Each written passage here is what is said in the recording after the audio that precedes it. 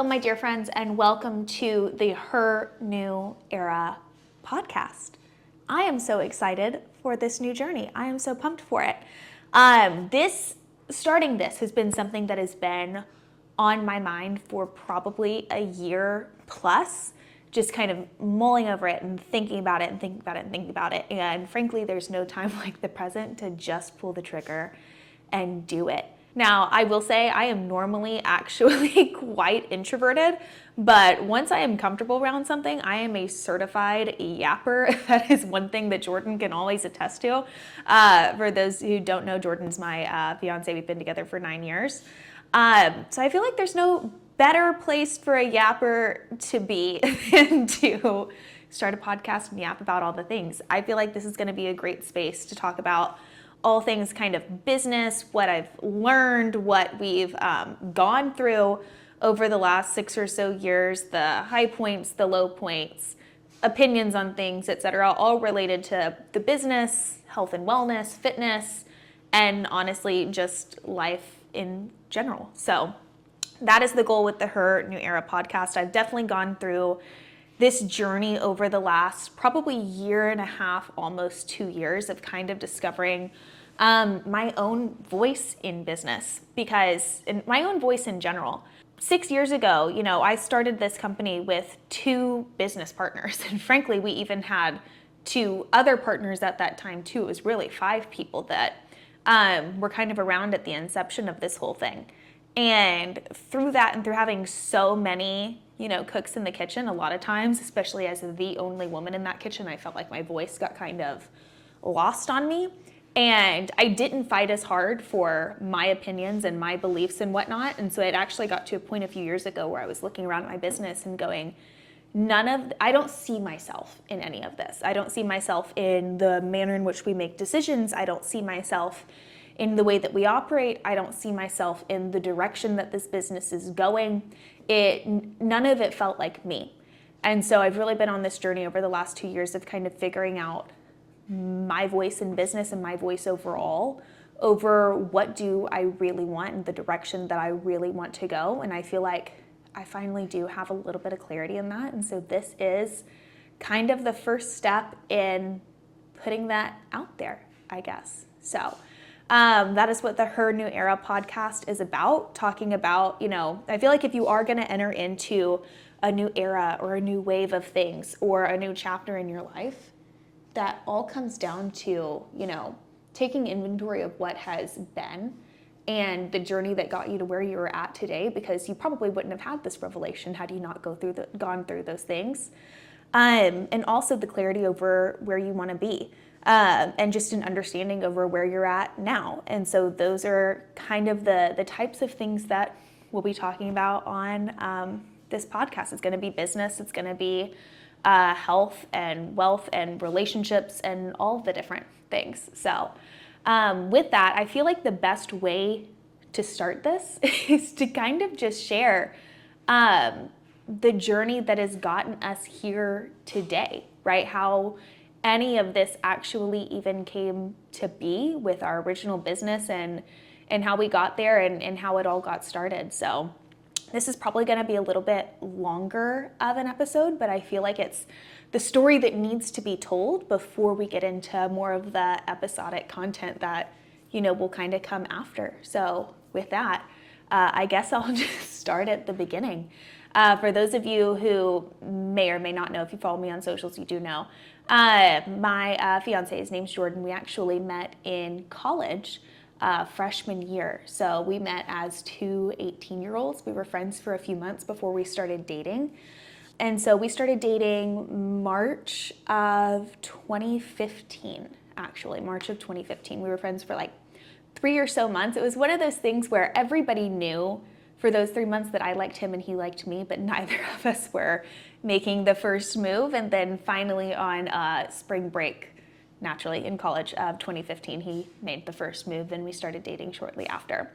And I would say for the first year, almost 2 years of our relationship, it really was kind of your typical college relationship, right? Where there's not, in my opinion, a whole lot of depth to it, and he's said this as well.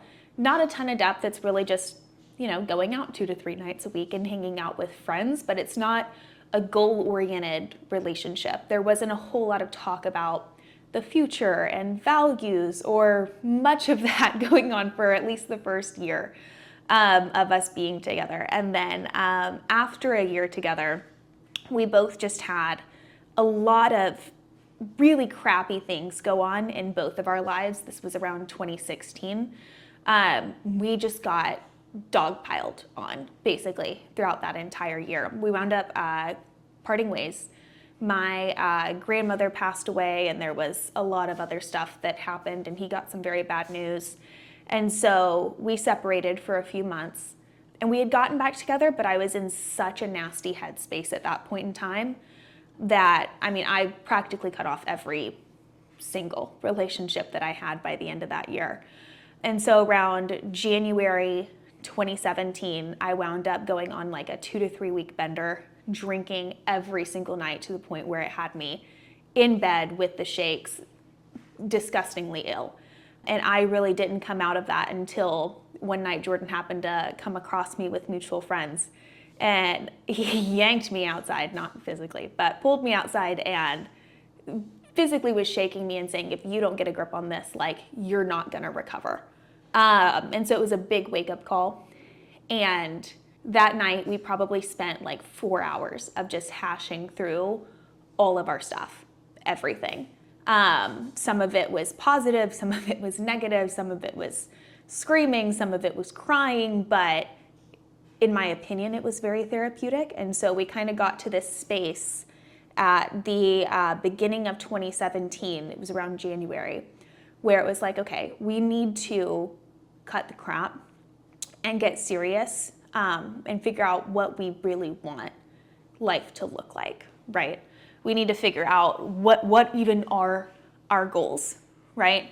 Because right now we were both kind of going down this little death spiral with no goals, no ambitions, 1,000,001 money problems, and so much just bad happening. 2016 was like a fever dream. It was just one thing after another after another. And it's so much that I think if I told it all, this episode would be like 3 hours long. So I'm giving you the Cliff Notes version of that chapter, and maybe we'll revisit it. But just constant, right? And so we just needed to figure out what things, like, where do we go from here? And so we started 2017 saying, let's clean slate everything. As far as anything prior to this point, we consider it forgiven. And we're gonna start this relationship anew. And we're gonna spend a lot of intentional time together. We're gonna rearrange our priorities, and we're gonna figure out where we go from here. And in a few months, it's still a friendship, then it's still a friendship, or we get back together, we'll figure it out from there. And so for that entire semester in college, we both sought out better jobs. So he was working at Edward Jones, and I became a marketing assistant for an apartment nearby. We got super, super focused on our schoolwork, which up until that point, our GPAs were slacking.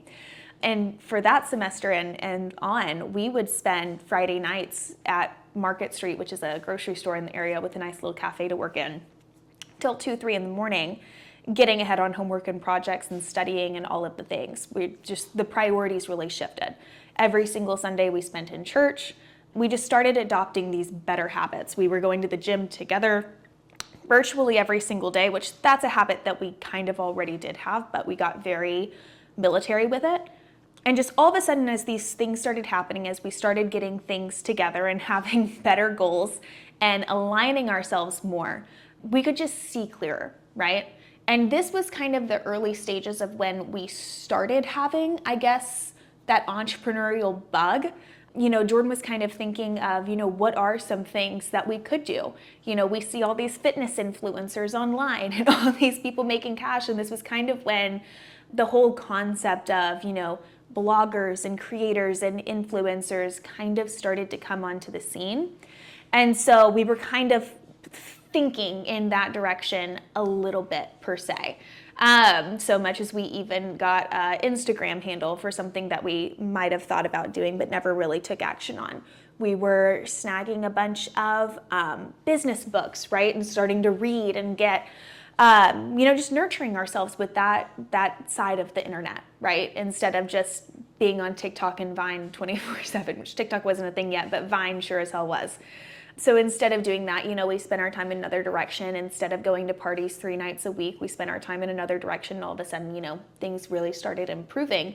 And so it was later that year in 2017 where Jordan had actually met with his friend back home that summer. His name was Alex.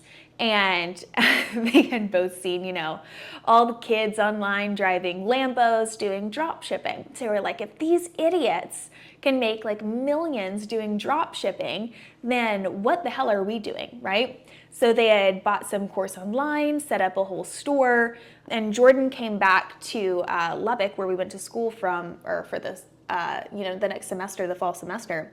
And I mean, he had this whole whiteboard of plans, and I went over and he kind of started telling me about it, which I was intrigued, but I wasn't all in, I guess you could say, as of yet. Just, it was a cool idea, cool project. He was doing it with his friend. And they kind of tried to loop me in it in the beginning. And initially I said no, because I'll just put it this way, the products that they wanted to sell were hemp related. And my grandmother is my friend on Facebook. Therefore, I was not going to be posting about those particular products on Facebook for my family members. That's just not something that I personally do.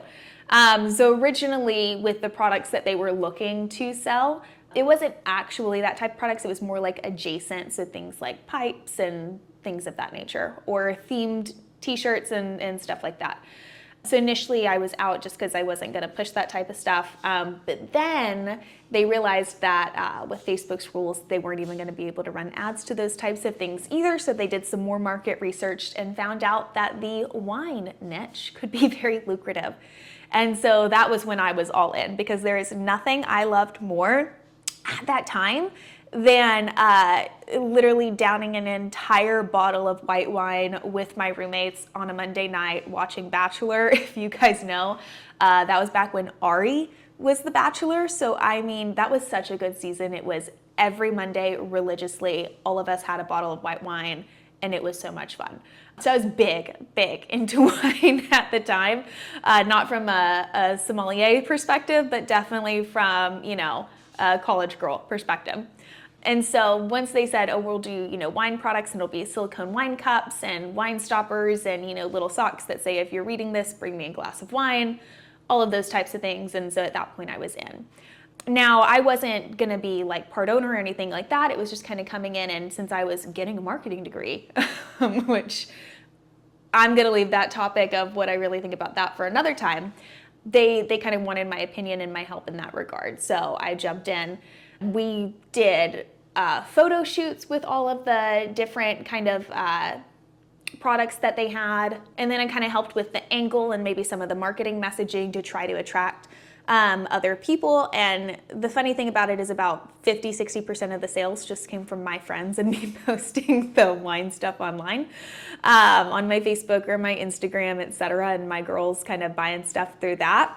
It really was kind of a short-lived project. However, it was a very fun one, and that was kind of the first thing where we were really bit by that entrepreneurial bug. So it got our gears kind of turning as far as what could this look like, if all three of us were to start something together, what would that be, right? So we kind of started all independently doing some more research, and we had come across, this was right as Tai Lopez was really starting to blow up with his Here in My Garage ads. So we wound up buying into his SMMA program. And really our eyes opened up to a whole world of online marketing and being able to provide that service for other businesses. Now, having had a relative understanding of marketing from my marketing classes that I had been taking, I was all for this entire idea. So over the next 6 months, we really started like binging almost everything we could get our hands on related to online marketing in almost any capacity. So we went through Tai Lopez's entire program, and then the people that he had featured in that program, we went and sought out their programs. So a lot of people don't know this guy when I mention him, and I don't know why, because to me, his stuff was amazing that we took, but it's Joe Soto. He was featured in Ty's program. And I mean, his SMMA documentation was top tier, best we've gone through. In my opinion, he had one of the best programs on the market for a social media marketing agency. Hands down, it irks me when people don't know who he is. So shout out Joe Soto, because he was amazing. But we went through his whole program in depth. Josh Earp, who did SEO program, his in depth.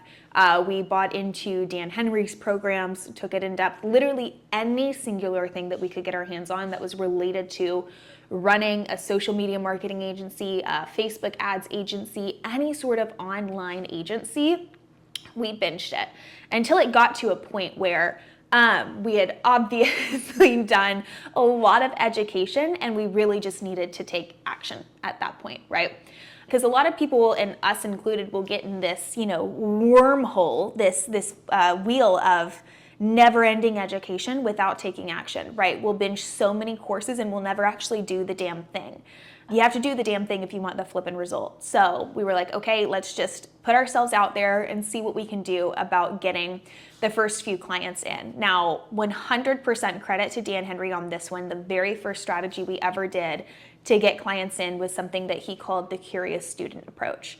And it's what got us all the momentum that we needed super quickly overnight. So what it boils down to is we would reach out to local businesses in the area, people that we could meet with face-to-face in person, and basically said along the lines, which all was true, we are students in the area, right? We're college students. We're learning all of this stuff related to online marketing for local businesses. We would love to do like a free trial period with you, just to test some things out, no charge to you, 100% free. All we ask is that you cover the ad spend, and if it works, great. If not, no harm, no foul. Now, let's be honest, like 60% of people totally ignored that message, but 40% of people at least would have the dialogue with us, and about 10% were actually taking us up on that free trial, which was crazy. Now, the first two people to ever take us up on that trial, one was an auto customs shop, so they did like lift kits and bed liners and things of that nature. And the other, she actually was a college student with us, and her name was Kate. She had just learned microblading, so she was a solo microblading artist there in the area. And so they were the first two, and it really was, and we were upfront about it, a shot in the dark. Obviously we had taken everything we had learned through all these different programs to try and put a strategy together, but it 100% was like, let's press play, and I really hope I don't waste the $100 that this person just devoted to ad spend right now. And to our surprise, the bed liner company wound up making about $5,000 in their first probably 4 or 5 days. And Kate, the microblading specialist, wound up making $4,400, 11 appointments at $400 in the first 3 days. And she actually got a list of 343 people, so 343 leads that came in from that 3-day campaign that we ran for her. It was absolutely crazy pants, wild. Our jaws were on the floor because for us, as college students at the time, $5,000 might as well have been $50,000. It was like, oh my God, I cannot believe we just did this and that it actually worked. We got to find more people to do this for. And so we just kept sending out messages. The way that we would do it is Jordan would do cold calling to businesses. So that's how we got the truck bed liner company, was he cold called. And I would send cold Facebook messages to businesses. I would just send them straight to their business page. And it was the same verbiage every single time with that curious student approach. I still laugh about it to this day, because when we met Kate for the very first time to talk to her about doing this free trial and, cross our T's, dot our I's, make sure we're good to go before we launched it, I didn't know she was necessarily a college student. And so as a college student, we wanted to put up this very professional front, that we could be trusted. I'm not going to show up to this in-person meeting in a t-shirt, right? So I'm in my blazer, my slacks, heels, this whole cute outfit. This professional outfit. Jordan puts on his nicest button down that he has in slacks, and then she shows up, right? And she also, because she believes that she's meeting with this like reputable marketing company, She rolls up in her blazer and everything to put on this professional front. And we meet and we start talking. We figure out that we have classes at the same time.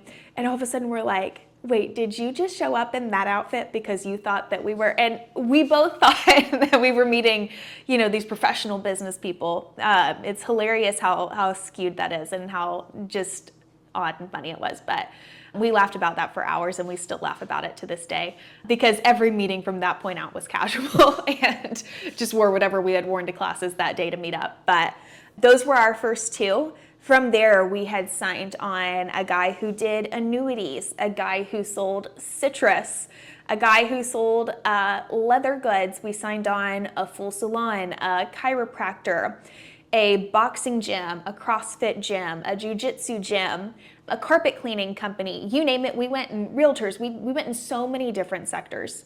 And so we were doing free trial after free trial after free trial. And some it worked, some it didn't.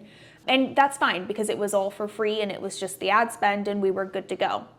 And so we kind of found out which niches per se we had an affinity for. Not only that we liked and enjoyed doing, but also that we had a repeatable process that we could put in place every single time, and it worked like clockwork, because that's obviously the end all be all goal. And so we really figured out after a while, probably after about a month and a half of these trials, that the two niches per se that we really had an affinity for was the first two that we had ever worked with, actually. So the auto customs shop that did the specialty bed liner, and the microblading specialist, and just the beauty industry in general. Now, initially, we actually niched down to the truck customs shop because he was actually a part of a franchise for the specific style of bed liner that he did. And that franchise had about 600 locations all across the world. And he had already referred us in at least one other person. And since we had gotten such great success for about 2 or 3 of their franchises, their chief marketing officer had reached out to us and wanted to figure out a way to collaborate. So for us, as far as the biggest potential, that really felt like it at the time. And so we sat down and developed this whole funnel specifically around attracting that particular type of person. This was before at least I knew about any sort of online scraper tools. So I manually went through every single, it was 500 at the time, 500 to 600 people, 500 to 600 franchises, and I made a spreadsheet of all of their emails, their phone numbers, their Facebook business pages, their LinkedIn profiles, and any other form of communication that I could get with them. I made a whole spreadsheet of it. That took over a week to do. And then I would go through my cycles of communication and outreach to them. And we had a funnel that we would send them that had an explainer video over what we did. We were still offering the free trial at the time, so it really was a no-brainer. And all they had to do was book a call on Jordan's calendar in order to get started with everything. When I tell you we went from having like 2 to 3 of those and maybe a handful of other clients on the side to having about 20 to 30 of those franchises working with us virtually overnight. Now, our initial goal before we graduated, Jordan's birthday is May 21st. Before his birthday, our goal was to hit $10,000 a month in our business. And I'll just say we 2 to 3x'd that goal rather quickly. And we were, jumping up and down excited about that. We were like, we have it. We have cracked the code. We are good to go. Like, we are set. All we have to do is keep doing more of this. Now, again, at the time, I still had my job as the event marketing manager for a restaurant in the area. And Jordan was still working at Edward Jones as a financial advisor. Well, he wasn't a financial advisor yet. He was an intern, but on track and on the path to be a financial advisor with them. And so probably around April, I parted ways with my job, but he really believed that he could do both. He wanted to keep scaling the marketing agency that we were working on, and he wanted to keep trying to go the route of being a financial advisor with Edward Jones. He really saw a lot of value in keeping both, which I completely understood. He got recruited in Arizona to train basically at their home office with some of their top reps, which was an insane opportunity. So immediately after college, having hit this huge feat, we moved off to Arizona. And I think what we didn't anticipate was how big his study load and workload was going to be once we were there. I think we were a little naive to believe that even studying to become one, that his workload would stay relatively similar or the same as it was at the office he was working at in Lubbock, but it definitely didn't. It increased by a hell of a lot.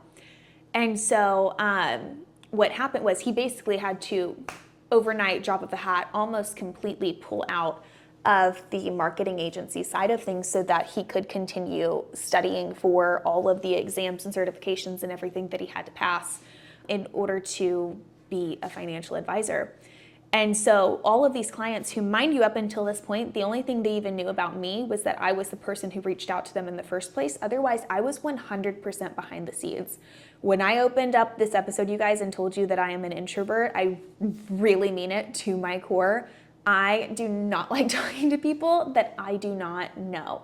It makes me super uncomfy. Now, once I get comfortable with you, we're good. But up until that point, it really stressed me out. And this was a very new dynamic for me, right? I owned a third of this business. It was my name on the line, not just my job, but my name and my business on the line with every single client interaction. And it just was a lot of pressure that I was feeling.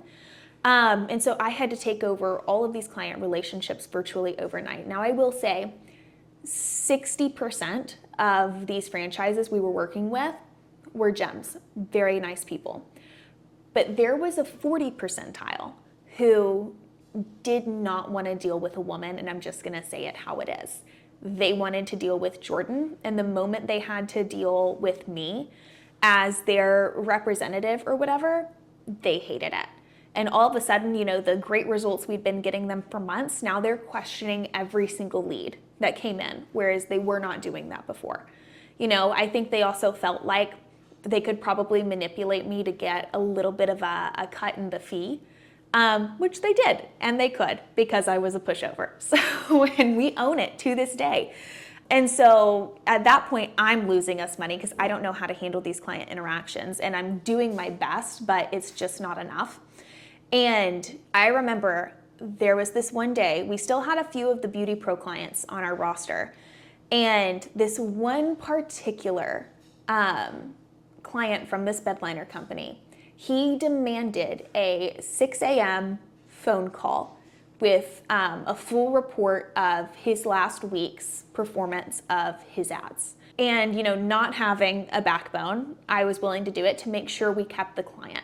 I was trying to keep these clients at all costs, so we were doing extra services, extra work, extra everything in order to ensure that we kept them on board. And so week after week after week, I'm doing this 6 a.m. phone call with him. It's 10-15 minutes every single time, and I'm giving him the report. Normally it's, you know, we had great lead flow. This was how many leads. This was how many, you know, appointments that you reported that you got from it, so on and so forth. And there was this one week where I had that 6 a.m. phone call with him. And mind you, I'm having to wake up at like 4:35 to like get ready and be awake enough to even do this damn call. And he opens up that phone call with, "How long is this shit gonna take?" I mean, such sass, such attitude at 6 in the morning.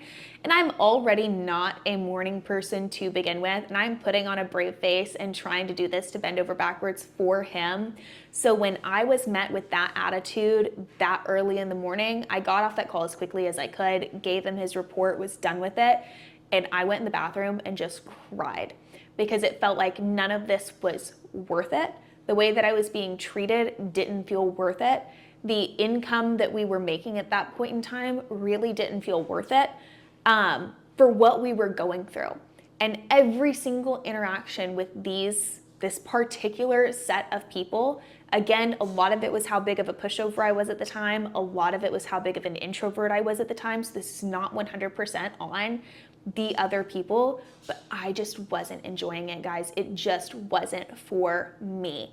And then on top of that, even further, Jordan was having a horrible time with all of the financial advisor stuff, trying to keep up with all of those studies. I don't think anyone understands the level of information you have to know in order to cross that and do that. It's insane. Like the textbooks and everything that he was trying to study and get through was crazy. And he was killing himself trying to learn it all too. I mean, he would sit there and pull all-nighter after all-nighter after all-nighter, 2, 3 in a row, chugging gallons of emergency. And then in the middle of his test, winds up blowing chunks everywhere, probably because of way too damn much emergency. And so kind of all this was coming to a head at the same point. And I remember coming to a realization for myself of, I wish everyone we worked with could just be Kate. Because if everyone was just Kate, our microblading specialist, my life would be great. Because you have to think about who Kate is. I would go to her with terrible news, like we just went 7 days without getting a single lead because we tried something new and it didn't work. I'm so sorry. And she would be so kind and so understanding and just, I know you guys will figure it out. We've had great success. We've had highs, we've had lows. It's no big deal. We'll get to the bottom of it. We'll try something new next week. So kind, so understanding. I was comfortable with her, could vibe with her. And so as all this was coming to a head around the same time, I was just like, could we just work with more Kates? Please, for the love of God, could we just work with more people like Kate? And so that was an idea that was already thrown out there. And there was just one night where tensions were high. And I always mention this when I tell this story. Me and Jordan were in a huge fight that day. I didn't even want to look at him, okay? So I go off to the living room to read a book, and I don't even think it was the book itself that like gave me the idea. I think everything had just been festering, and it was this subconscious thought process that was going on, to where 3 pages into the book, it hit me where I was like, we just need to switch directions. We need a total 180 shift. We need to start going down the beauty business rabbit hole, because for one, that's the niche and the services that I am most knowledgeable about. I can write advertising copy for that all day long in my sleep because I'm the ideal client for it. Therefore, I can speak to what the ideal client would respond to inside of an advertisement. It's easy for me, right? And I love the people in that industry so much more than this other industry that we are working in right now. Again, I always want to give a point of clarity. It actually really had nothing to do with the people in that industry. Again, 60% plus of the people for that truck custom shop were so nice and kind and fun to work with, okay? There was just those few bad apples, and I was very, very early on in my career that I didn't know how to handle, and that kind of all led to the series of events that followed. But I did still feel more alignment in the beauty sector, right? So that was around the time where the whole idea for our business that we went all in on over the last 5 or 6 years kind of came from. And it started off as a totally different idea than what actually came to fruition, but that's at least where it all got started, right? And so we officially decided to niche down in the beauty business area. We completely rebranded our business. However, we still kept all of our old clients on board because we still needed to make ends meet, right? But we were gonna go all in on this one new thing. And while it was scary, and it did take probably about a year for us to start actually getting that off the ground, I would not trade it for the world, because that was the number one thing that allowed us to scale, was finally finding the right niche that we both clicked with the most. And it was the beauty industry, the salon and spa space. So at that point, we decided to start fresh. Let's continue the curious student approach with this industry. So we started doing a lot of local networking in Arizona for salon and spa professionals. We started taking them on as trial clients, and then eventually committing them to a full service, which at that point, the services that we did was purely done for you Facebook ads. That's what it was, right?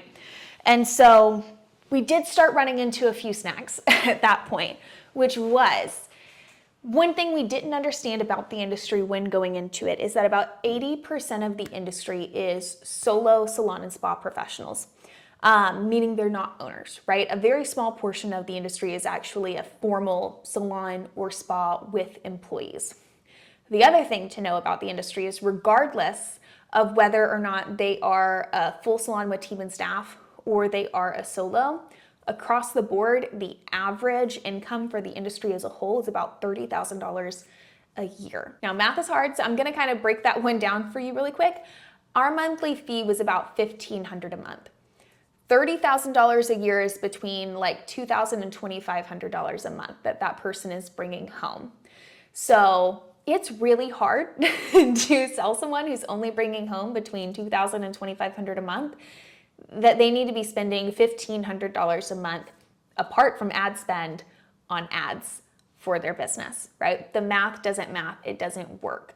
Most of the people who we were talking to had maybe a $500 budget for what they needed to get out of their marketing. And so initially our response was, well, let's just try to do it for $500. But we needed 3 clients to make up for what 1 client was getting us in the past. And so the math wasn't working. We were wildly unprofitable at this point in time. And while we knew we wanted to go all in on this industry, we really didn't know how we were going to be able to make it work. And at this point, we had basically dwindled all the savings that we had come across. The rest of the clients were kind of churning slowly, right? A standard marketing agency, you're gonna get about a 90-day timeline from clients, a good one, 6 to 12 months or more. Most of our clients were staying on for about 6 to 9 months. The newer ones who were really having the budgetary problems, they were the ones that were kind of staying on for that 3-month timeline. But from the ones who were really loyal, who we had signed on in the very beginning, we had them for like 6 to 9 months plus. But this was kind of coming across over a year of having had them. And so we were kind of starting to see that lagging churn come through. And so we were slowly starting to lose kind of that base that had kept us stable. And we started having, financial issues again. And we spent like probably our last dollar in 2019, I believe, to go to the 10X Growth Conference in Miami. And so for those who don't know, that's Grant Cardone's like big yearly conference. He does them sometimes in Miami, sometimes in Las Vegas, but we had been watching reruns of his first few and loved them. And so this was one of those things, I think the tickets were like nosebleeds cheap, like we were way up in the rafters, but it truly, I wouldn't change it for the world. I still think it was one of the best ideas we ever had, best decisions we ever made to go out there. Because we go out there and before the big networking event even starts, we go to kind of a pre-networking event the night before. And we'd already met some people, but I'm gonna be honest, when we got there, we had been starving. We hadn't eaten all day long. And so we were like, we're gonna go against every like networking rule in the book right now and just sit in the damn corner and eat some freaking food. And so we ordered burgers and fries and appetizers and all the things. Which what we didn't understand at the time was food's actually the best way to bring people together. So all of a sudden, other people who were absolutely starving started flocking over to our table there at the event. And mind you, part of me was hangry and I was kind of pissed that these people were coming over to our table asking if they could have a fry. And Jordan's the most sharing is caring person in the world. So he's like, yeah, slides the burger over, have a bite. I'm livid, okay? I'm pissed. I'm like, stop giving my food away, please. But I'm not outwardly saying that, obviously, because that would be rude. But inside, I'm giving him daggers and wanting to smack him, absolutely. And so some of the people that came and sat down, there was a guy who's getting a little more popular in the industry right now, and his name is Iconic Becker. He's running a event right now called Creator Fest that he's booking out in Orlando this coming October, I want to say. But if you don't follow Icon, you should. He's amazing. But this was way back when he hadn't even started any of that. So he was one of the ones at the table. And then another really great friend of ours now, who we did not know at the time, whose name is Jeff Miller. And so Jeff starts talking to us and, he's kind of ideating some things and everyone's kind of masterminding at this little table. And I can kind of tell that this guy knows his shit. And so, we're just sitting there like two little kids soaking it all up. And Jeff said that he was having, a small get together at his office the day after the big conference that we were all going to ended. And he invited me and Jordan to hop on along. So we were like, okay, sure. Like this guy seems knowledgeable, right? It might be a good connection to have. We'll go ahead and go over to his office. And when Jeff left our table, our friend Alex kind of turns to us. He goes, do you guys know who that is? We were like, no. And he said, that's Jeff Miller. He has a Facebook group of like 60,000 people teaching Facebook ads agency stuff. He's like a legend in this space. Like everybody loves and respects him. And we were like, oh, well, shit. Like, that kind of put the nail in the coffin that absolutely we are going to his office after this whole thing ends. So we get through the whole week of the conference, and then we go to his office, and that was probably one of the most powerful, insightful, and transformational, I would say, days out of almost our entire entrepreneurial career. We were there, and we had, again, kind of with the introvertiveness in us, we were kind of hanging to the side because we didn't really know Jeff or a lot of people at the office that well. And, Jeff was kind of masterminding with some of the others. And then I think eventually he turned to Jordan, or Jordan went up to him, and they kind of talked about the issues that we were having with, client retention, not being able to, charge our clients what really we needed to for a full ads management fee, and just the whole thing, right? And so Jeff winds up taking us behind his computer. You've got Jordan on one side, me on the other, and this whole thing's recorded. And he starts asking us all these questions about our business. And I mean, he holds nothing back. He starts ripping the entire structure of our business to shreds. He's asking questions that he kind of already knows the answer to. And when I give the answer, he's kind of giving me a little side eye and like, and you think that's a good idea? And if you know Jeff, you know that like kind of sarcastic a-hole attitude is very much so his vibe. But honestly, I respect and love him for it, because that sort of tough love and just realness was what allowed us to go, this is exactly what we've needed. So he, in 2 hours behind his computer screen, fixes 95% of our business problems. We go home, take a day to vegetate and rest from all the traveling, but then the very next day, we just start implementing everything that he told us about. And he shared with us all the systems, the accountability systems, the structure that he did for his agency, all of it. He just gave it to us. And mind you, he didn't charge us a penny for any of this. It was really out of the goodness of his heart that he did that at his office that day. And so all of a sudden, things started taking a turn for the better. And we started being able to attract better clients, charging more for it, and all of those things. The other thing that he opened our eyes to was the ability to not necessarily just do the done-for-you services, which, mind you, I don't know why we didn't think of this before. We learned from online courses, quite obviously, right? We never even thought that we could just teach these business owners how to do what we were doing for their business instead of doing it for them and charge a lower fee for that thing. That never even crossed our mind. But between Jeff and a few other mentors we had at the time, that completely unlocked our thought process on that. So between about February-ish and the end of May, we started coming up with this concept of what would be our very first course that we released. Since a lot of the market really only had about a $500 or less budget, we wanted to make something that would get them the result and that would stay inside of their budget. And then for the people that have great success there or in the the position to do it, we could then upsell them to our done-for-you services and all of that. But we still had something that could be mass market and could scale, that we could get out there. So we kind of started developing the webinar for it and all of the things.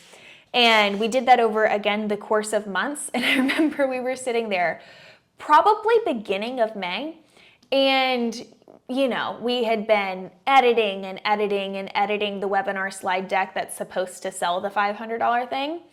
One night we were like, you know what, screw it. We just need to do a dry run of this thing.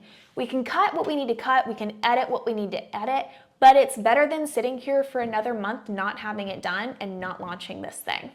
So we went to Walgreens down the street, purchased a little liquid courage. If you go watch that webinar, you definitely cannot tell that we were definitely taking advantage of some liquid courage while we were filming it, but we definitely were. And we filmed it. It wound up being a 3.5 hour filming session. So we had 3.5 hours of content to edit through. And just through taking little bits and pieces out, I was able to clip that down to about 1.5 hours. We launched it probably mid to late May-ish. And with the idea that mind you, we didn't even have the actual course built. We had the idea of the course built, but the way that we were doing it, we were going to build it with them. So every single week on the coaching calls, we were going to deliver more content. Every single Monday, there would be trainings and resources released to build out the modules in a linear flow. That way we could kind of ebb and flow and tweak as we did it. So if we find they have a particular question or we needed another training in there, again, it's all kind of done with that first cohort of people. So that was the manner in which we were doing it. So we launched the webinar mid to late May.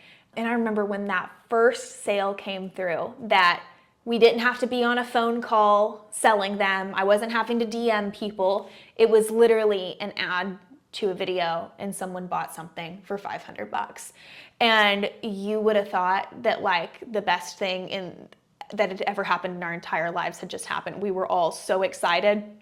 We went and grabbed some Trulies and went and hung out at the hot tub for the next of the evening after having made that measly $500. And we're like, oh, this is the life. This is good. This is good. It's all up from here, right? We were so excited. And so we wound up, I think by the time we actually kind of pressed play and started on that course, I think we had between like 10 and 20 people who had bought, which might as well have been 200 people to us. I mean, that was something that just really unlocked our mind to what was possible and really changed the game into what we thought, could happen.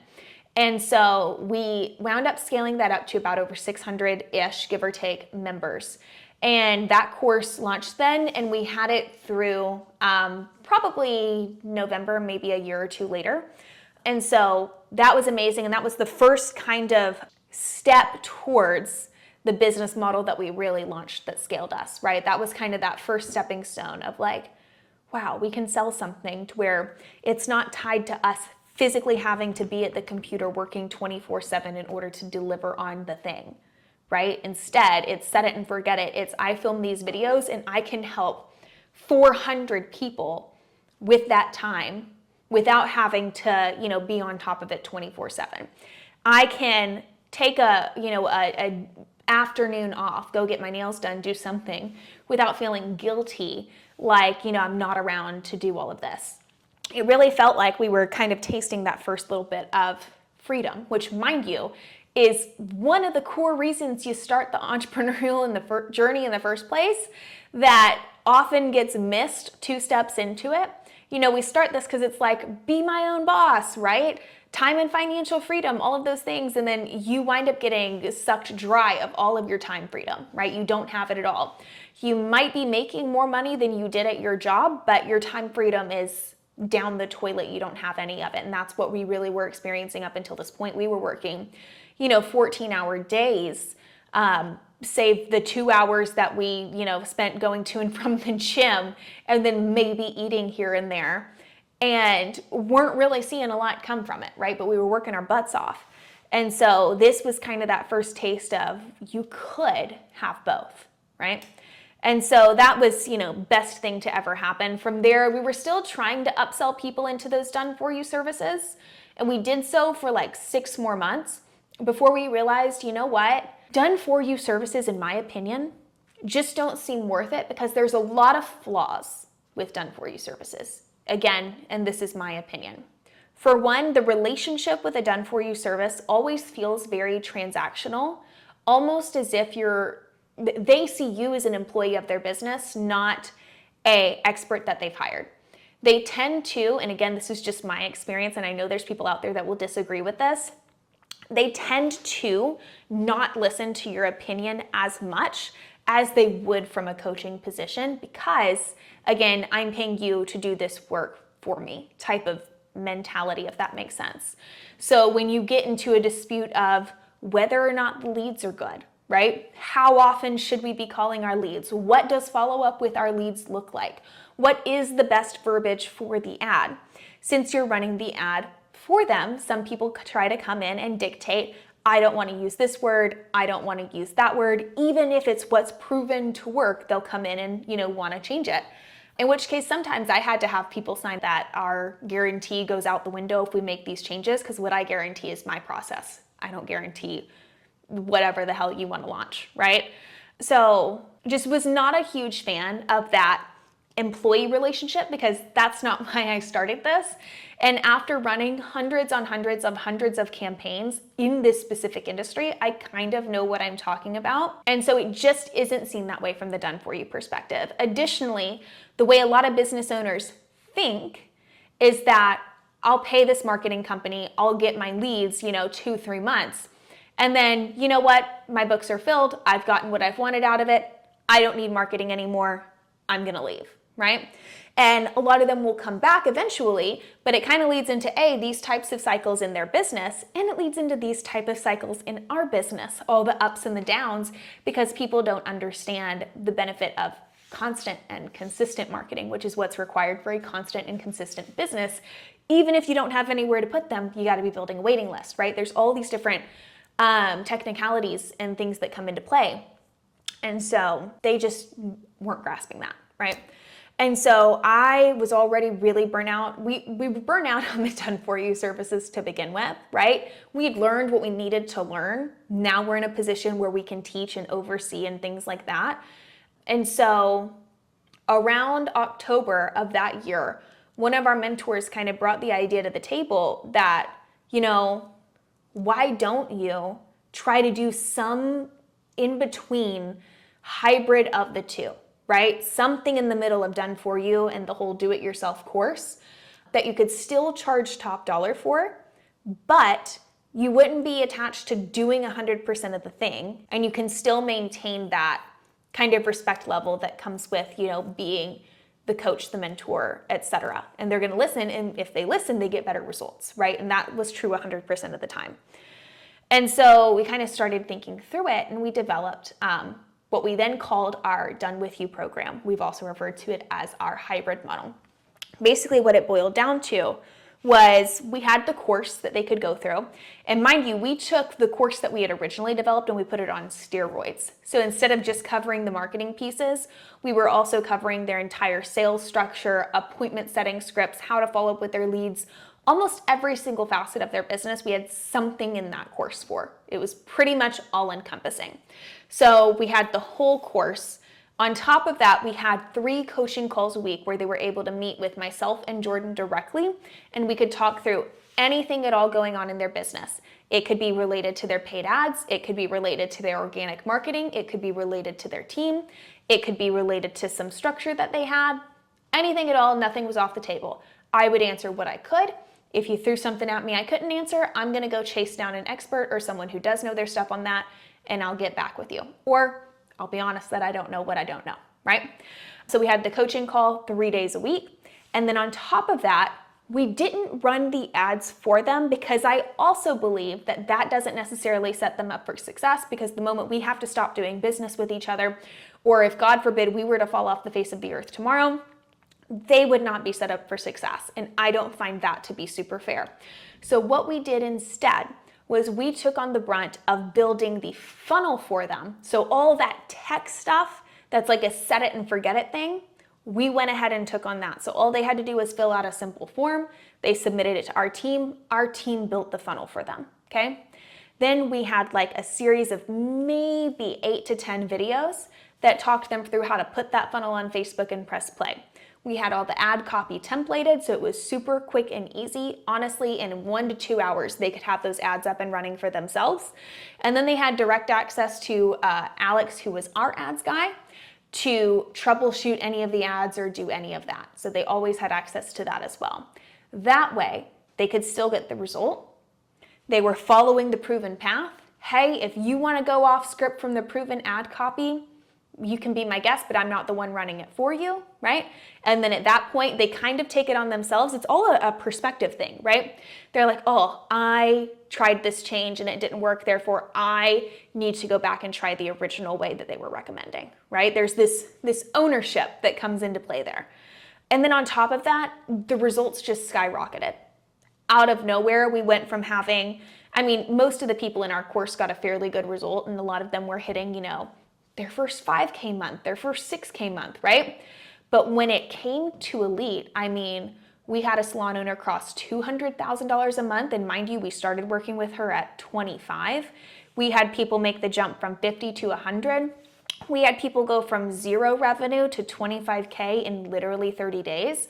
We just started seeing all these astronomical and insane revenue jumps from people.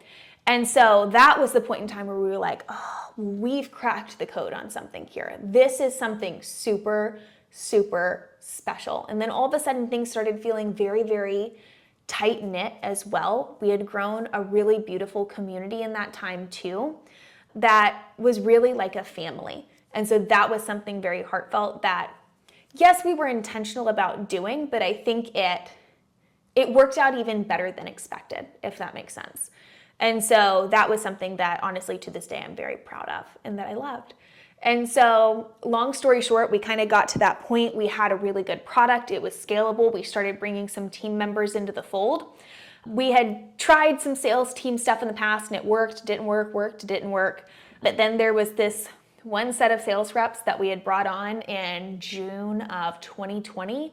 And I mean, that was rocket fuel for something that was already rocking and rolling. It took a good thing and it made it great virtually overnight. And our business exponentially scaled. It was insane. It was fast. It was really hard to keep up. And as the person who did all the ops for the business, for about 6 to 12 months, I constantly felt behind, but we were getting it there, right? And by the time we got everything said and done, that business, I'll put it this way, we still worked between 8 and 12 hours a day. However, if we wanted to, we could have only worked about 4 to 5 because the business was running that well without us. Now, we're obsessed with making the business grow.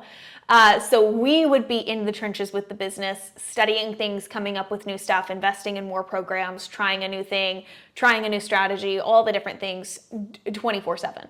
So even though we did work a lot more, we could have worked a lot less. A lot of the stuff that we were doing was not necessary to the growth or even the maintenance of the business. We could have maintained the business in 4 to 5 hours a day, which to me is like the biggest thing because again, you start your business thinking about time and financial freedom, right? I want to be the captain of my ship. I want to choose where I'm going and I want this freedom where I get to choose what I do with every day. The freedom of choice. That's the way that I always refer to it. It's the freedom of choice. I have the choice to say, I'm going to do this. I'm not going to do this. And so we had gotten it to that point and it was super exciting. And then somewhere along the way, just with, again, so many cooks in the kitchen and we started hiring leadership positions and that honestly expanded even more cooks in the kitchen. And there's so many different ways to do things. And there were so many different ideologies and thoughts and concepts coming into play that my personal feelings, and I've communicated this to Jordan as well, I felt like the business kind of got away from me, right? That it kind of was my vision in the beginning, but where it ended up and where it was going, I didn't feel connected to it anymore. I felt so dissociated from it, if that makes sense, to a point where I just wasn't happy, if I'm being completely honest. And mind you, I love and loved my team and everything that they stood for and everything that they did. I love and loved all of my clients and I loved getting to work so closely with women every single day. But there was just something inside me that was like, what got you here won't get you there. And this isn't necessarily for you anymore. Now, that original kind of epiphany came in 2022, so September of 2022. And if you do the math right now, we are in, currently as I'm filming this, July 2024. So it's taken me a very long time to come to terms and finally make the decision to kind of do something for myself that feeds the overall vision of what I want for my life. It's taken a really long time for me to get there. And I think there's this internal battle of, am I abandoning what I've built? Am I abandoning my clients? Am I a quitter for not continuing to go in that direction? For not continuing to, vehemently be on that boat of scaling that thing? And honestly, after a really long time of wrestling with it, I'm not a quitter. I am not abandoning anything. I am simply moving in a direction that has more alignment with my values, more alignment with the vision I see for my overall future, and just more alignment with, who I want to leave an impact on 10 years from now. If I sat here and said that I wanted to still be in this industry doing this thing in 10 years, that would be a complete lie. And I don't think it would be fair to myself or anyone else to continue going down a path that no longer serves me, right?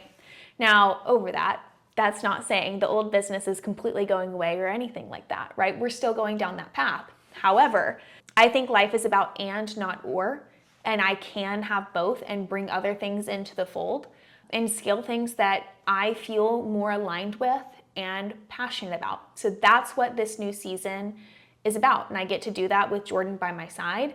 And there's some projects that we work on together. There's some projects that are our own thing. And all of them have equal importance in our lives. This was probably a lot longer than a lot of these episodes will be. I told you I'm a certified yapper, and when I tell you that even the version that I just gave you of the story does not include all the details, if it did include all the details, we'd be here for 8 hours. It would be the longest podcast episode you've ever listened to in your entire life. And I'm not going to put you through that. However, a lot of those little mini stories will probably come out as we go through more and more episodes and more topics and just more and more stories and eras and all of the different things. So, first and foremost, thank you for listening to me yap today. Definitely make sure to follow along as we're going to be talking about a lot of things on this podcast. If there's anything in particular you want to hear or that you're a little nosy or curious about, definitely feel free to slide over on Instagram and let me know that so that I can add it to the queue. I definitely have a few friends that I will be phoning to potentially come on and chit chat with who've done some amazing things in business. But this was the first one, and I'm super excited to see where we go from here. So with that said, I'll see you guys later.